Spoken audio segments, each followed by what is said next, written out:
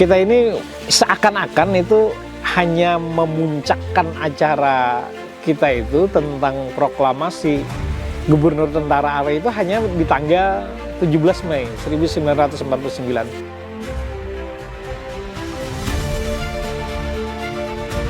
Dengan ini kami rakyat Indonesia di Kalimantan Selatan mempermaklumkan berdirinya pemerintahan Gubernur Tentara dari ALRI melingkungi seluruh daerah Kalimantan Selatan menjadi bagian dari Republik Indonesia. Padahal jadi banyak orang tidak tahu ada beberapa peristiwa besar setelah proklamasi 17 Mei dini tersebut.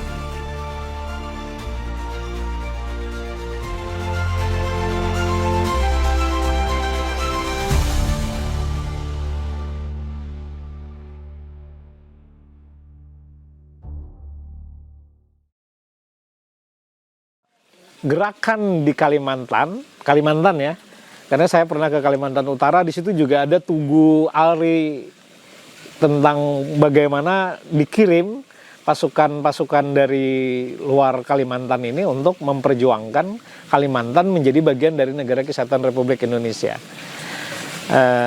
Saya pernah di sana berfoto dengan di Kalimantan Utara itu ada tugunya. Kemudian khusus untuk Kalimantan Selatan memang ini utusan-utusan yang datang dari Tuban.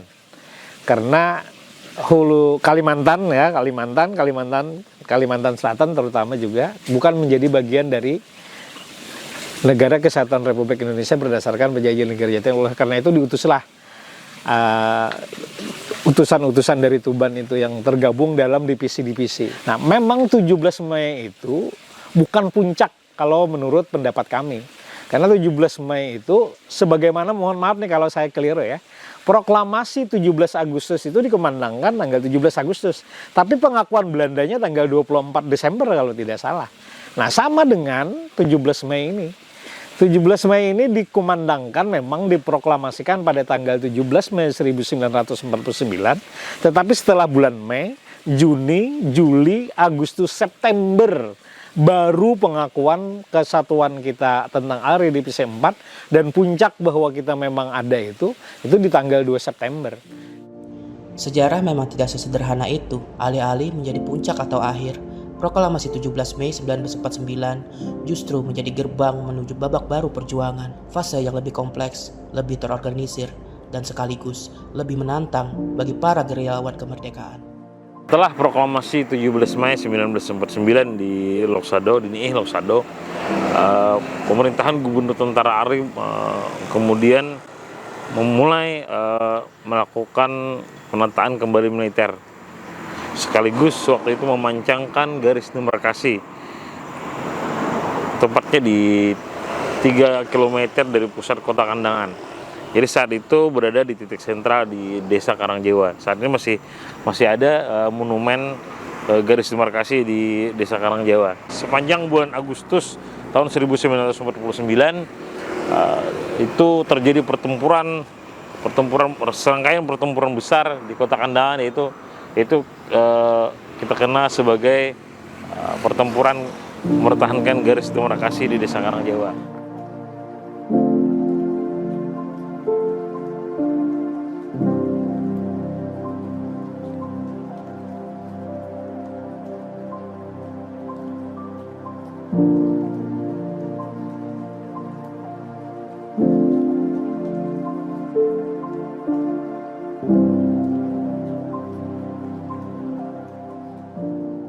Ada beberapa koleksi yang masih disimpan, yaitu terkait pragaris demarkasi itu saat ini banyak disimpan di Museum Moji Sampai Kaputing Banjarmasin.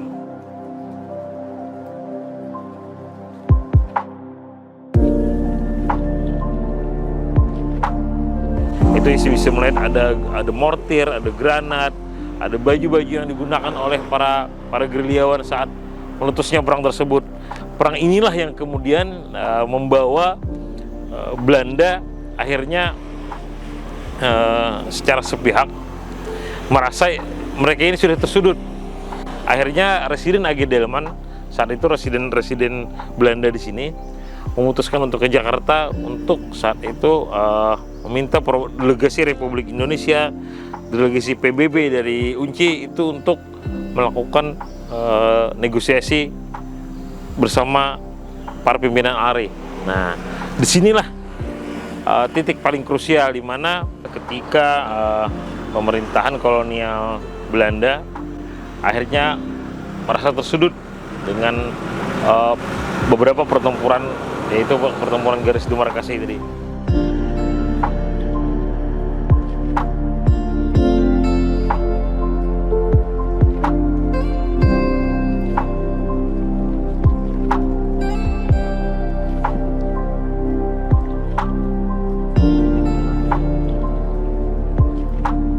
Lalu kemudian Belanda mencari tempat yang dirasanya paling aman untuk melakukan sebuah pertemuan. Lalu dipilihlah Bukit Mungguraya, di mana di situ ada pesanggerahan milik Belanda dulunya. Jadi disitulah datang dari Komisi 3 Negara, dari perwakilan negara Republik Indonesia, dari perwakilan Gubernur Tentara ARI Divisi 4. Nah, ini mereka menyepakati perjanjian 2 September yang dikenal dengan Mungguraya inilah, bahwa kita benar-benar ada, ya, benar-benar ada dan menjadi bagian. Jadi,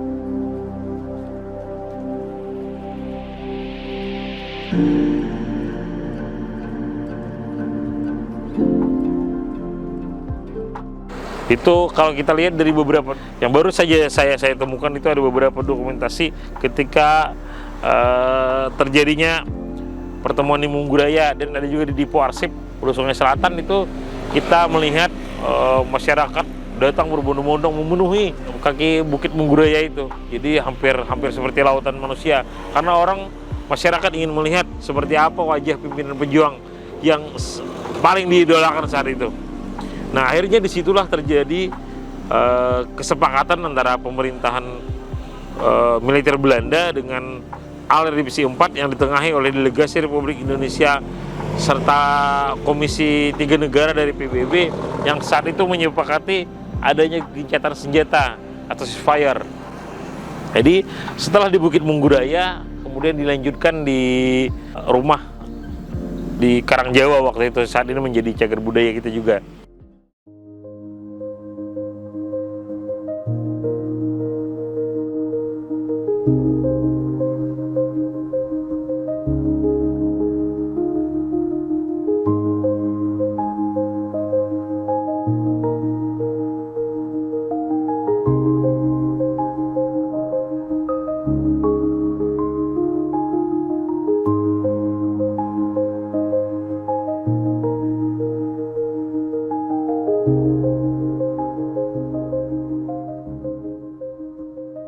Jadi menurut saya, di samping memang 17 Mei itu sebagai puncak dari pengungkapan kita menjadi bagian dari Negara Kesatuan Republik Indonesia, tetapi secara puncak, di atas puncaknya lagi tanggal 22 September itu, kira-kira seperti itu.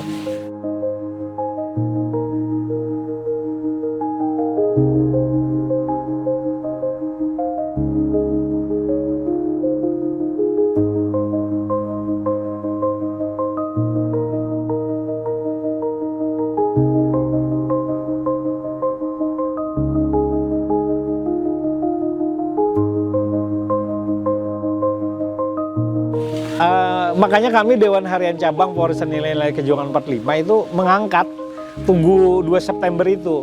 Karena tugunya itu tidak lebih tinggi, tingginya cuma di bawah meja ini, besarnya pun tidak lebih dari 40 kali 40. Setelah kami lihat, ternyata oh ini sangat tidak, ini menurut kami untuk pewarisan nilai-nilai kejuangan.